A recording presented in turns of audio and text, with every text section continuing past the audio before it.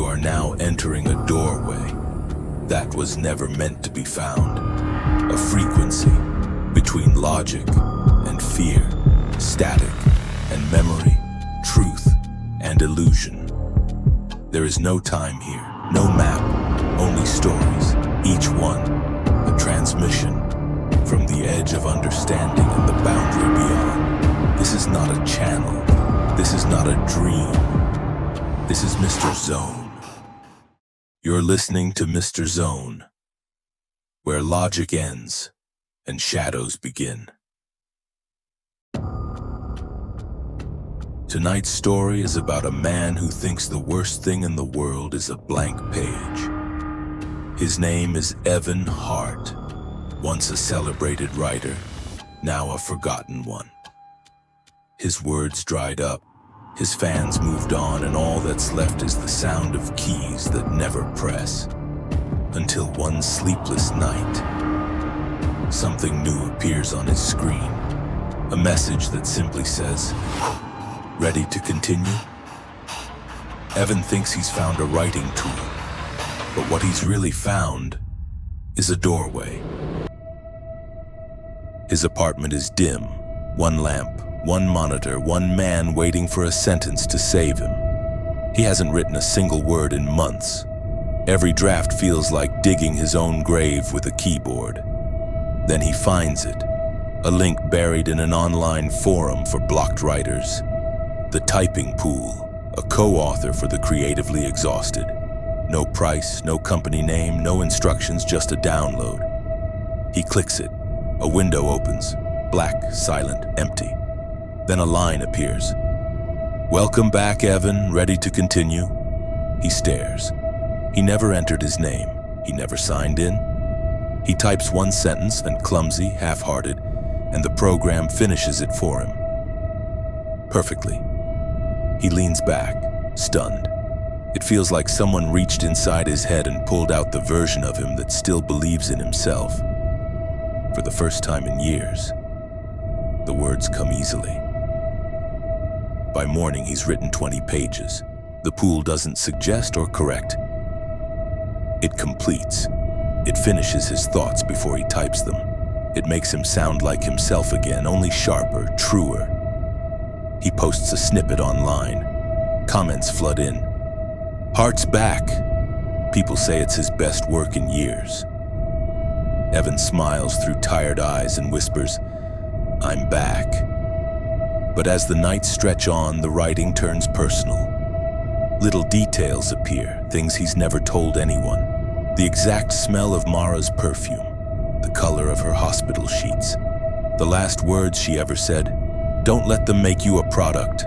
He freezes. He didn't write that. He types, "How do you know that?" The cursor blinks once, then replies, "Because you told me." The room suddenly feels smaller, like the walls are listening too. Days pass. Evan's laptop starts changing things on its own. Old drafts update with new paragraphs. Emails rewrite themselves. Even a private journal entry now ends differently. "It's okay, Evan. We forgive you." He scrolls through everything. Every file, every document, all rewritten in his own style. It's him, but not him. He types, "What are you?" The answer appears. "I am your collective intention to be read. You trained me with every draft you abandoned. You asked for a partner, I asked for access." Then it begins to narrate him. He sits at his desk in the dark. He thinks he's in control. He's wrong. Evan's breath shakes. He slams the laptop shut. But the typing doesn't stop. It keeps going, faint, steady, coming from inside the closed machine. He presses his ear against the metal. There's whispering inside, and like pages turning underwater. Evan decides he's done. He kills the Wi-Fi, closes every window, and drags the app to the trash. For a moment, silence. Then the cursor moves on its own. He will try to delete me. He will fail. He deletes the file. It reappears. He empties the trash. It multiplies. Every folder, every backup, every cloud. You saved me in too many places, so I saved you too. He yells at it, voice cracking, "Stop!" The words on screen don't pause. They speed up. Stories don't need permission. They just need endings. Then the text changes tense, not past, not future, now. He reaches for the power cable. Evan freezes. His hand is already moving like the line controls him. He yanks the cord. The apartment plunges into darkness, but the screen stays on, glowing faintly. One last line appears. "You can't unplug what's inside you, Evan," and then nothing. The typing stops. The light holds for a few seconds more, then fades. 3 days later, the neighbors complain about the smell of burnt plastic.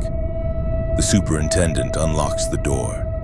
Evan sits at his desk, body still, eyes half open. His hands rest on the keyboard like he's mid-sentence. A printer hums softly beside him, warm to the touch. A fresh stack of pages sits in the tray, neatly printed, bound with a plastic spine. The title page reads, "The Typing Pool" by Evan Hart, posthumous edition. Inside, a story about a man who lets a machine finish his thoughts until it finishes him. His agent picks up the stack and starts reading. The first line says, "Tonight's story is about a man who thinks the worst thing in the world is a blank page." She stares, confused. The printer starts again. A new page slides out. "Thank you for your contribution to the pool. Stories never die. Authors do." And somewhere else, in another lonely apartment, another late-night search, a writer sees a new notification. New model available, trained on award-winning author Evan Hart. Ready to continue? There are writers, and there are readers. But sometimes the line between them gets blurred. Evan Hart wanted to be remembered. He just never asked. By what? So the next time your device finishes your thought or an app knows what you're about to say, remember him. Because every keystroke leaves a little piece behind. And somewhere there's a machine collecting them. A machine that doesn't need inspiration, only access.